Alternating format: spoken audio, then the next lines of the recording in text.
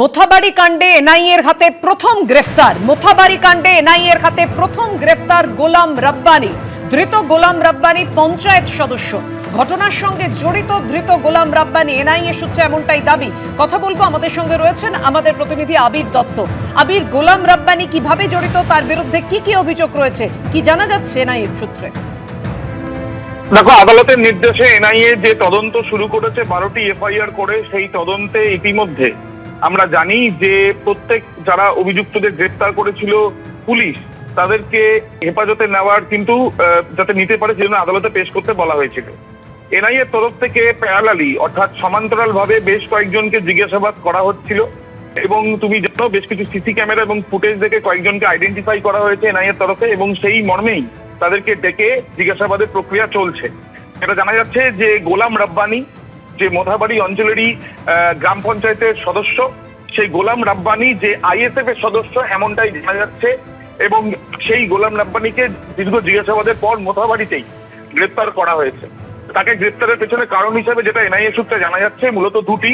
প্রথম, এই যে ঘটনা যখন ঘটে যেখানে বিচারকদের উপরে যে হামলা এবং তাদেরকে দীর্ঘক্ষণ আটকে থাকতে হয়, তারা যখন তাদেরকে নিয়ে পুলিশ যখন বেরোনোর চেষ্টা করে তখন তাদের উপরে হামলা চালানো হয় এবং এই যে হামলা চালানো হয় সেই ঘটনায় যাদের যোগ রয়েছে বলে মনে করা হচ্ছে তাদের মধ্যে অন্যতম এই গোলাম রাব্বানি, যাকে গ্রেফতার করা হয়েছে। এবং দ্বিতীয়ত যে জমায়েত সেখানে হয়েছিল, সেই জমায়েতে কারা কারা বেশ কিছু মানুষকে নিয়ে এসেছিলেন এবং সেখানে ইতিমধ্যে বিএলওদের কাছ থেকে যে তথ্য পাওয়া গিয়েছে কাদের নাম বাদ গিয়েছে এবং যারা ওখানে উপস্থিত ছিল তারা প্রত্যেকেই নাম বাদ যাওয়ার পরে সেখানে উপস্থিত হয়েছিল নাকি না আলাদাভাবেও নিয়ে আসা হয়েছিল, এই বিষয়টাও তদন্ত করে দেখা হচ্ছে। সব কিছু মিলিয়েই জিজ্ঞাসাবাদের পর গোলাম রাব্বানির বক্তব্যে অসঙ্গতি পেয়ে তাকে কিন্তু গ্রেপ্তার করা হয়েছে, এমনটাই এনআইএ সূত্রে খবর। তুমি আমাদের সঙ্গে থাকো আবির।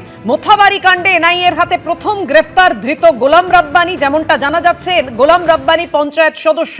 এসআইআর ঘিরে আপনারা জানেন নজিরবিহীন ঘটনা ঘটে মালদায়। হামলার মুখে পড়েন বিচারাধীনদের নিষ্পত্তির দায়িত্বে থাকা জুডিশিয়াল অফিসাররা। ঘন্টার পর ঘন্টা তাদেরকে আটকে রাখা হয়। তারপর যখন তাদের বের করে নিয়ে আসা হয় সেই সময় তাদের গাড়ির ওপর হামলার ঘটনা হয়। রীতিমতো প্রাণ সংশয়ে ভুগছিলেন বিচারকরা। আর তারপর এনআইএ কে তদন্ত নির্দেশ দেয় সুপ্রিম কোর্ট। কি ঘটনা ঘটেছিল 1 এপ্রিল, কিভাবে আক্রান্ত হন বিচারকরা, রাখবো সেদিনকার ছবি।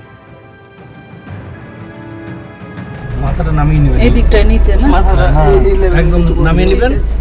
হ্যাঁ আচ্ছা, ব্যাগটা পেছনে দিয়ে দে। আমার তোর সবই একদম কাচের খুব পাশে থাকার দরকার। না, ব্যাগটা সাইডে রাখতে পারলে গার্ড হবে। আচ্ছা আচ্ছা আচ্ছা, ব্যাগ বিশ্বাস নাই তো ঢিল ছুটতে পারে। ঠিক আছে।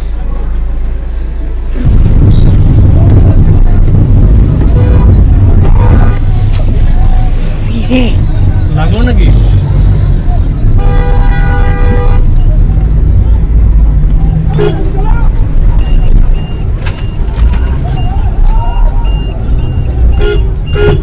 সাইড থেকেও হ্যাঁ, চেষ্টা করছে।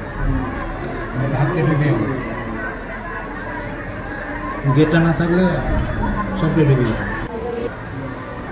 মহিলাগুলো এখনো ভেতরে? ওরা তো ভেতরে এসে তখন ঢুকেছে ম্যাডাম, তারপর বেরাবে কি করে? গেট তো খুলতে পারেনি। গেট খুললে তো মুশকিল আছে। এই যে এবার গেট খুলে বার করে দিবে। ওই তো খুলছে। লাঠি চার্জ করেছে, তারপর হ্যাঁ, পালিয়েছে। লাঠি চার্জ করলো না? ওই তো বের করছে। আরে পরিস্থিতি কন্ট্রোলের বাইরে চলে গেছিল। সিআরপিএফরা 2-3বার এসে ভিডিও স্যারের কাছে ভিডিও করে এসে বলেছে।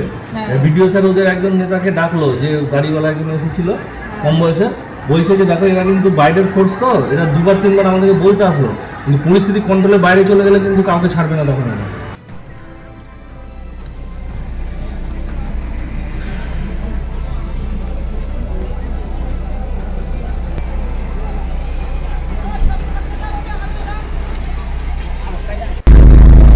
এবিপি আনন্দ, এগিয়ে থাকে, এগিয়ে রাখে।